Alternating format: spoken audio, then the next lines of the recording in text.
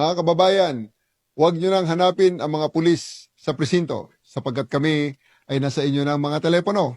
Dial 911, darating kami sa loob ng 5 minuto. Lilingkod sa bawat Pilipino at magbibigay ng tamang impormasyon para sa tahimik at maayos na Pilipinas. Police News Network, alagad ng batas, tagapagtaguyod ng balitang pulis, sandigan ng mamamayan, patnubay ng katotohanan. Kampo Krame, maghahatid ng pinakahuling kaganapan at nagbabagang balita. Ito ang PNN Police News Network. At ngayon, ang inyong mga tagapagbalita. Magandang araw, Bagong Pilipinas. Kami ang inyong alagad ng batas, tagataguyod ng Balitang Pulis. Patrolwoman Reyna Joyce M. Dalira mula sa Southern Police District. At ngayong araw, makakasama po natin bilang guest co-host si Seaman First Class Mary Joy Floralbe mula sa Philippine Navy. Magandang araw sa iyo, ma'am. Magandang araw din po, ma'am. Maraming salamat po sa Philippine National Police sa pagbibigay ng oportunidad na kami po ay inyong makasama. Kami po ay maghahatid sa inyo ng tamang balita, kwento ng pulis at serbisyo para sa mamamayan at ito ang PNP News Online.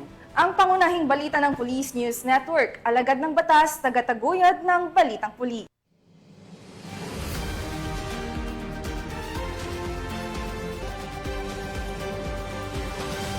Narito ang mga balitang dapat niyong abangan. Iligal na drogang nakakahalagang 2 milyong piso nasabat sa drug suspect sa Quezon City. 2 sugatan, 1 arestado sa engkwentro sa Maguindanao del Norte. At 8 dating supporter ng rebeldeng grupo formal nang nagbalik loob sa pamahalaan ng Nueva Ecija.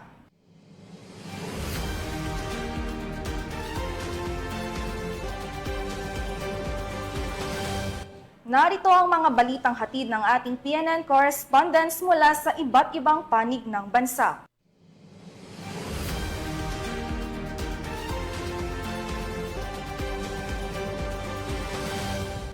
Simulan natin ang balita mula sa bahagi ng Luzon.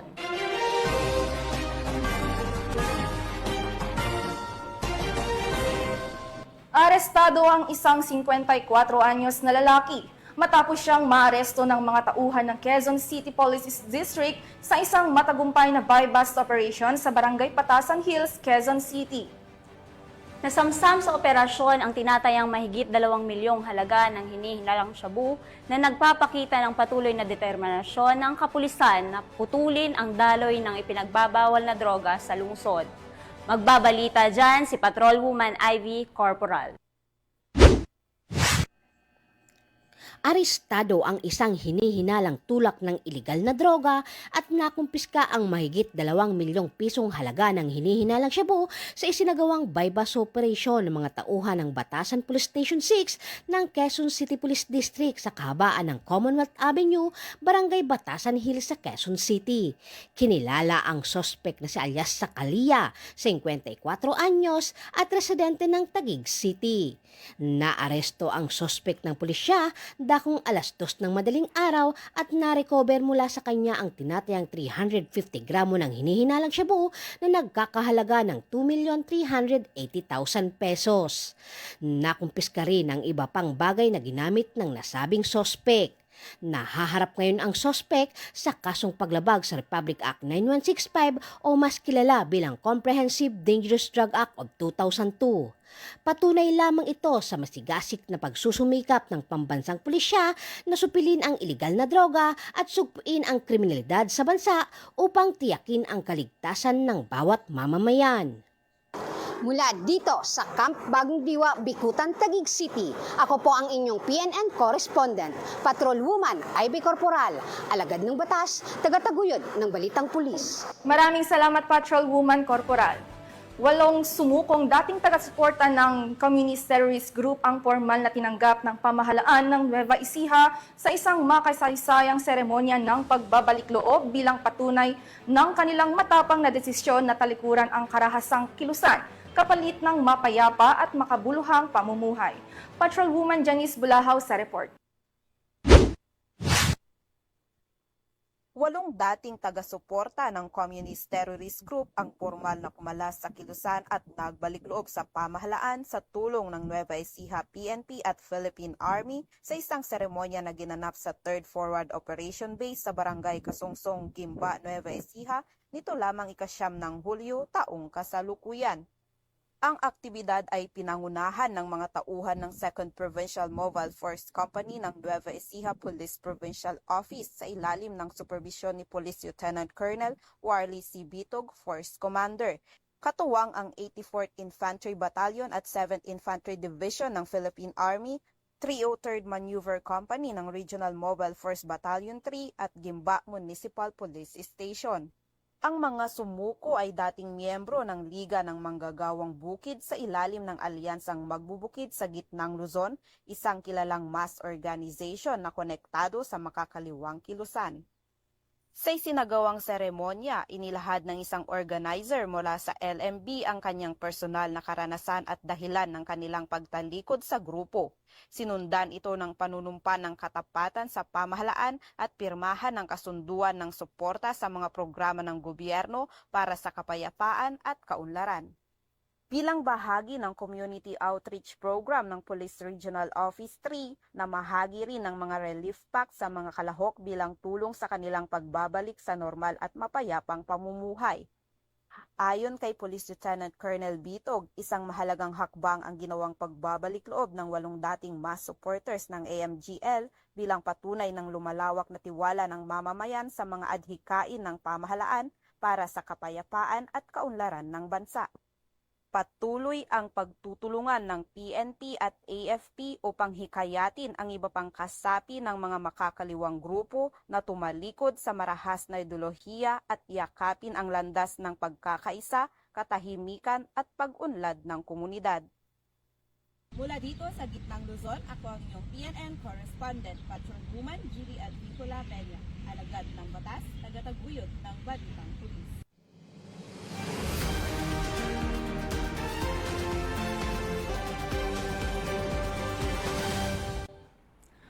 Wala nang kawala ang itinuturing na top 1 most wanted person sa rehiyon matapos siyang madakip sa isang operasyon na pinangungunahan ng Regional Mobile Force Battalion 1 sa lalawigan ng Benguet. Ang report mula kay Police Corporal Rafi Biloria.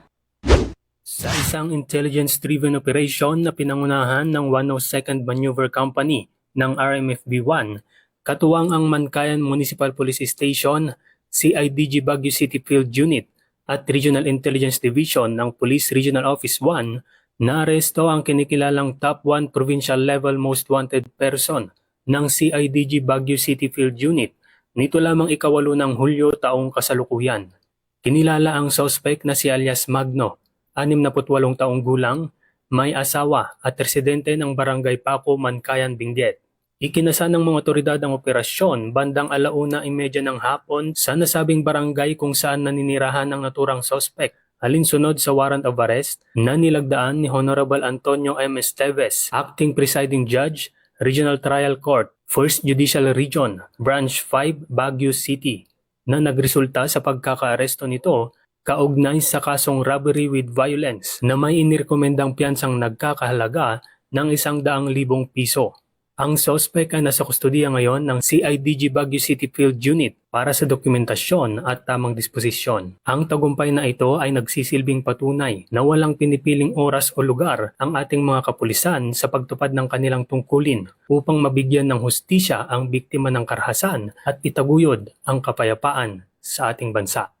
Mula dito sa Ilocos Region, ito ang inyong PNN Correspondent, Police Corporal Rafi Biloria, alagad ng batas, tagataguyod ng Balitang Pulis. Maraming salamat Police Corporal Veloria. Sa tuloy-tuloy na kampanya laban sa mga kriminal na patuloy na lumalabag sa batas, naaresto ng Abra PNP ang top 9 most wanted person provincial level na nahaharap sa kasong acts of lasciviousness. Nakatutok dyan si Patrolwoman Mel Balangbis. Arestado ang number 2 most wanted person regional level ng Police Regional Office Cordillera, second quarter 2025 sa Bantay, Parasiles Mountain Province ito lamang July 8, 2025. Ayon kay Police Captain Romanto Badesa, Acting Chief of Police ng Parasilis Municipal Police Station, ang matagumpay na operasyon ay dahil sa pinagsamang pwersa sa pangunguna ng Parasiles Municipal Police Station at uwang ang 2nd Provincial Mobile Force Company, Mountain Province Police Provincial Office, Provincial Intelligence Unit, Provincial Drug Enforcement Unit at Regional Intelligence Division ng Police Regional Office Cordillera. Ang suspek ay naresto sa bisa ng warrant of arrest sa kasong 2 counts of qualified rape ay nilabas ni Judge Gaslito E. Dumpayan ng RTC Branch 12 Family Court, 1st Judicial Region, Buntok Mountain Province na walang nirekomendang piyansa. Pagkatapos basahan ng kanyang karapatan, ay agad namang dinala sa tanggapan ng pulisya para sa tamang dokumentasyon at disposisyon bago i-turn over sa naturang korte. Ang matagumpay na operasyong ito ay patunay lamang na seryoso ang ating kapulisan na panagutin ang mga nagkasala sa batas at naayon sa programa ng ating pamahalaan tungo sa ligtas at bagong Pilipinas. Mula dito sa Police Regional Office Cordillera, ako ang inyong PNN Correspondent, Police Master Sergeant Jefford Junicio, alagad ng batas, tagataguyod ng balitang pulis.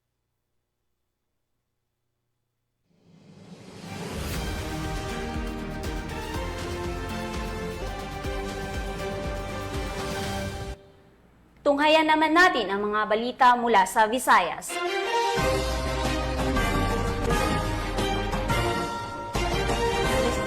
Hindi na nakapagtago pa ang isang lalaki na kabilang sa talaan ng top 10 most wanted person regional level matapos itong matimbog ng mga tauhan ng Cebu Police sa ikinasang operasyon sa San Francisco, Cebu.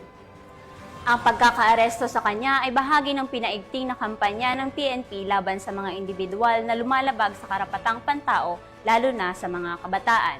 Nakikibalita dyan si Patrolwoman Flora May Azares. Hawak na ng kapulisan ng Cebu City ang top 10 most wanted person regional level na may kasong lascivious conduct matapos maaresto ng mga otoridad sa Purok Proper San Isidro, San Francisco, Cebu noong ika-8 ng Hulyo taong kasalukuyan. Ayon kay Police Lieutenant Colonel Brian O'Neil C. Salvacion, Chief ng Provincial Intelligence Unit, Cebu City Police Office, bandang alas 10 ng gabi nang maaresto ng kapulisan ang sospek na si Nazareth, 45 anyos, na residente na nabanggit na lugar. Ang top 10 most wanted person ay inaresto sa bisa ng warrant of arrest para sa kasong lascivious conduct under Section 5B ng RA 7610 na inisyu ni Honorable Marlon J. Guiliana Moneva, Presiding Judge ng RTC Branch 87, 7th Judicial Region, Cebu City, na may rekomendadong piyansa na 200,000 pesos. Kasalukuyang nasa kustodiya ng San Francisco MPS Custodial Facility ang sospek para sa dokumentasyon at tamang disposisyon. Paalala sa publiko, ang matagumpay na pag-aresto ay patunay na walang humpay na pagtutulungan ng kapulisan upang mapanatili ang kapayapaan at kaayusan sa ating komunidad. Hinihikayat namin ang publiko na patuloy na makipagtulungan sa mga otoridad sa pamamagitan ng pagbibigay ng tamang impormasyon ukol sa mga pinaghahanap ng batas. Ang inyong kooperasyon ay mahalagang sandigan sa pagpapaigting ng seguridad at hustisya sa ating komunidad. Mula dito sa Central Visayas, ako ang inyong Police News Network Correspondent, Patrolwoman Flora May Azares, alagad ng batas, tagataguyod ng balitang pulis. Maraming salamat, Patrolwoman Azares. Narito naman ang mga balita mula sa bahagi ng Mindanao.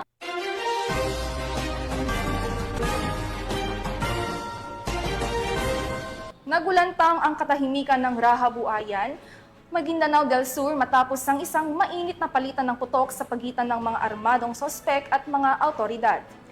Sa nasabing insidente, 2 ang sugatan habang isa ang naaresto sa agarang responde ng pinagsanib na pwersa ng kapulisan at militar. Narito ang report mula kay Patrolwoman Veronica Lagi. Ang 2 kasapi ng isang armadong grupo habang naaresto naman ang isa pa matapos ang mainit na palitan ng putok na naganap nito lamang ika-7 ng Hulyo taong kasalukuyan sa barangay Panagdapan, Raha Buayan, Maguindanao del Sur. Kinilala ni Police Captain R.G. Yana, Chief of Police ng Raha Buayan Municipal Police Station, ang mga sangkot na sina alias Nur, Musa at alias Aris na pawang residente ng naturang lugar. Agad namang rumisponde ang mga operatiba ng pulisya at militar matapos makatanggap ng tawag hinggil sa insidente ng barilan. Pagdating sa lugar, nadatnan ng mga otoridad ang 3 suspek na armado dahilan upang magkaroon ng sagupaan. 2 sa kanila ang nasugatan habang si alias Nur ay agad na naaresto. at kasalukuyang ginagamot naman sa ospital ang 2 sugatang suspect. Ayon sa investigasyon, ang pinagmulan ng insidente ay isang rido o alitan ng pamilya. Na-recovered rin mula sa mga suspect ang 3 armas na kinabibilangan ng isang unit na 7.62mm M14 rifle na may kasamang magazine at 2 bala, isang unit ng caliber 45 pistol at isang improvised homemade 12-gauge shotgun. Patuloy ang sinasawang investigasyon ng kapulisan upang alamin ang buong detalye ng insidente at matukoy ang iba pang posibleng sangkot. Mula rito sa rehiyon ng Bangsamoro, ako ang inyong Police News Network Correspondent, Patrolwoman Veronica Lagi, alagad ng batas, taga-taguyod ng Balitang Pulis. Maraming salamat, Patrolwoman Lagi. Sa isang karumal-dumal na insidente sa Tagum City, isang 19 anyos na dalagita ang nasawi matapos mabiktima ng robbery with homicide. Agad naman na kumilos ang mga tauhan ng Tagum City Police upang masimula ng masusi at malalim na investigasyon. Alamin ang detalye ng report mula kay Patrolwoman Reyna Rose Desipola. Yung nagsagawa ng malalim investigasyon ng Tagum City Police Station sa isang robbery with homicide incident na nangyari noong madaling araw ng Hulyo 9 taong kasalukuyan sa Purok 3A, Barangay La Filipina, Tagum City. Kinumpirma ang presensya ng isang duguang namatay na biktima sa loob ng kanyang kwarto sa ikalawang palapag ng kanilang tahanan na si Alia Sofia, 19 anyos na estudyante. Ayon sa ulat, napansin ng ama ang biktima sa bukas ng silid ng kanyang anak. Nang silipin na ito, nakita niyang magulo ang silid at ang kanyang anak ay nasa sulok, natatakpan ng kumot at walang buhay. Nagtamo ang biktima ng mapurol na sugat sa kanyang ulo at mga sugat sa iba't ibang bahagi ng kanyang katawan. Napag-alaman din na nawawala ang mga gamit ng biktima, kabilang na ang iba't ibang gadgets at alahas ng ama ng biktima. Mula dito sa Davao del Norte Police Provincial Office, ako ang inyong PNN Correspondent, Patrolwoman Reyna Rose Disipulo, alagad ng batas, taga-taguyod ng Balitang Pulis. Maraming salamat, Patrolwoman Disipulo. Hindi na umabot sa pangalawang transaksyon ang isang newly identified drug suspect natapos itong madakip sa ikinasang buy-bust operation ng kapulisan sa Valencia City, Bukidnon. Yan ang tinutukan ni Patrolwoman Danessa Berdos.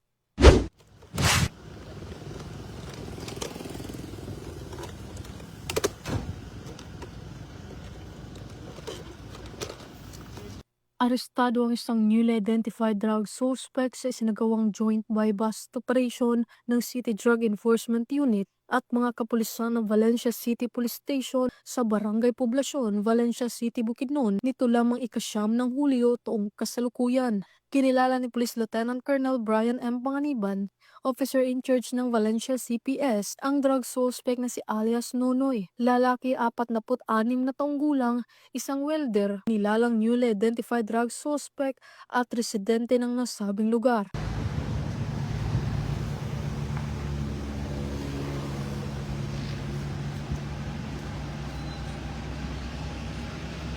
Sa ikinasang joint buy-bust operation bandang alas 11 ng umaga ay nagresulta sa pagkakakumpiska ng mga pakete ng hinihinalang shabu na may standard drug price na 82,960 pesos, isang cellphone at isang 500 peso bill na ginamit bilang buy-bust money at iba pang mga non-drug items. Ang suspect ay nahaharap sa kasong paglabag sa RA 9165 o Comprehensive Dangerous Drugs Act of 2002. Mula dito sa Camp Capistrano, Gusa, Cagayan de Oro City, ako ang inyong Police News Network Correspondent, Patrolwoman Danessa Berdos, alagad ng batas, taga-taguyod ng Balitang Pulis. Maraming salamat, Patrolwoman Berdos. Kalaboso ang isang street-level drug personality matapos mahuli ng kapulisan ng bisa ng buy-bust operation sa South Cotabato na nagresultan sa pagkakakumpiska ng hindi lamang iligal na droga, kundi pati na rin ng isang baril. Patrolwoman Brylin Gian Cabonilas, ibalita mo.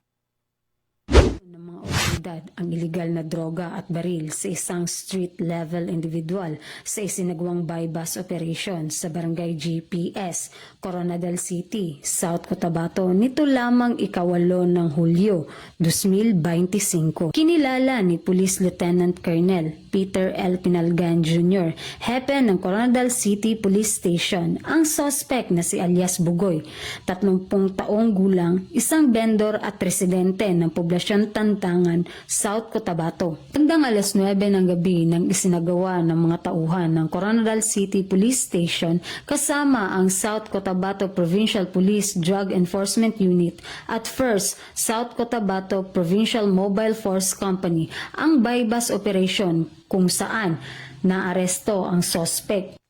Nakuha sa kanyang pag-iingat ang 3 sachet na hinihinalang shabu na may timbang na mahigit kumulang 3 gramo at nagkakahalaga ng 20,400 at isang pistol na may kasamang isang bala. Nasa kustodiya na ng Coronadal City Police Station ang suspect at mahaharap sa kasong paglabag sa RA 9165 at RA 10591. Patuloy ang pagpapaigting ng kapulisan sa kampanya kontra iligal na droga at loose firearms. Mula dito sa Police Regional Office 12, ako po ang inyong PNN correspondent, Patrolwoman Brailyn Jean Cabunilas, alagad ng batas, tagataguyod ng Balitang Pulis.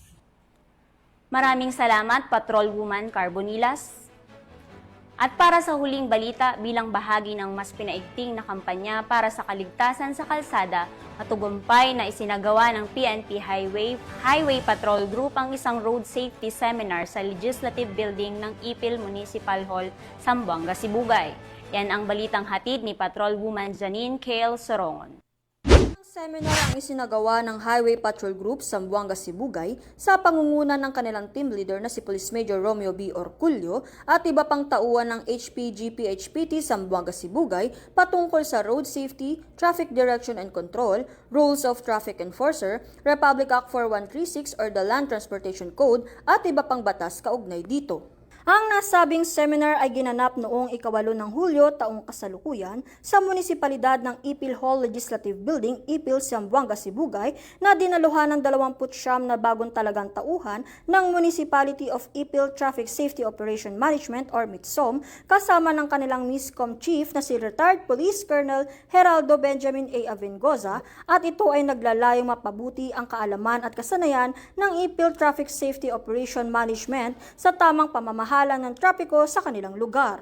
Lubos naman ang pasasalamat ng Ipil Traffic Safety Operation Management sa Highway Patrol Group sa kaalamang ibinahagi sa kanila ng mga tauhan na tiyak na magagamit nila sa kanilang pagtatrabaho at pagbibigay serbisyo sa ating mga kababayan.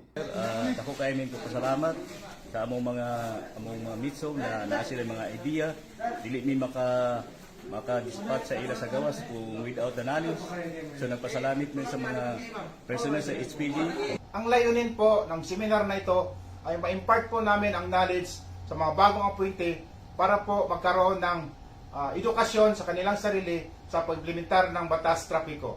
Kami po ay napapasalamat sa pag-imbita ni Mayor bilang guest lecturer sa naturang seminar.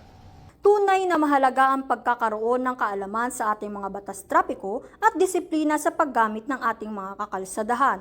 Hindi lamang ang mga mamamayan, lalong-lalo na ang mga kawani ng gobyerno na nagpapatupad nito.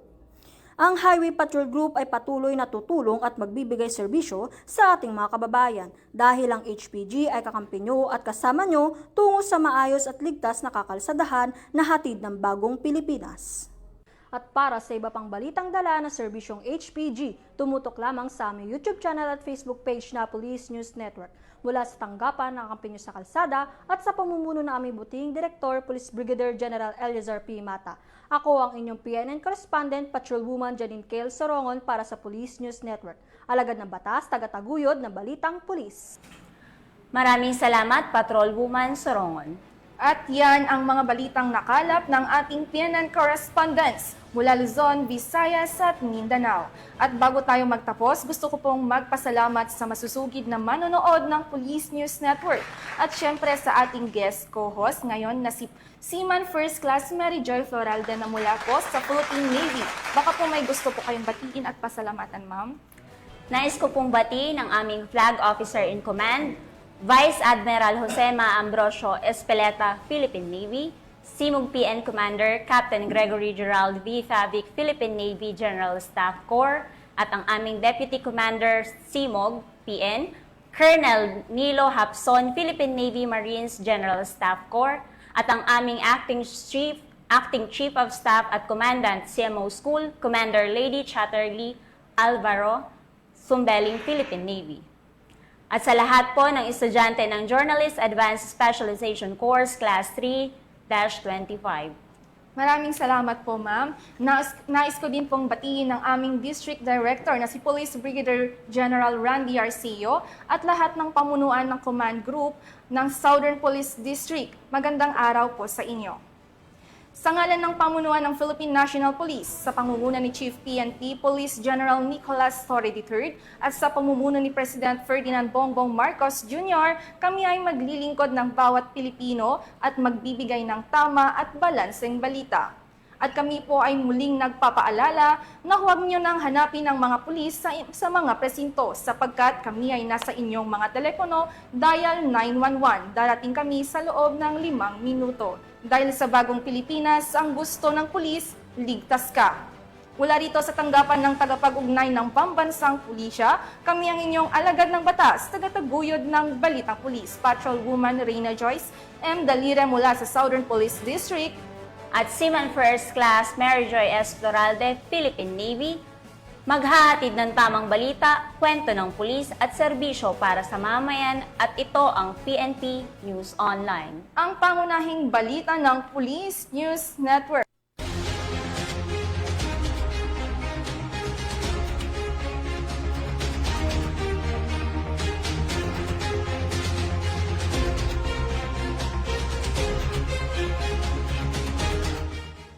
Police News Network, alagad ng batas, tagapagtaguyod ng balitang pulis.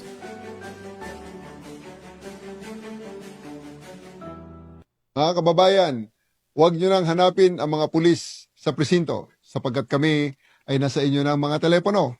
Dial 911, darating kami sa loob ng 5 minuto.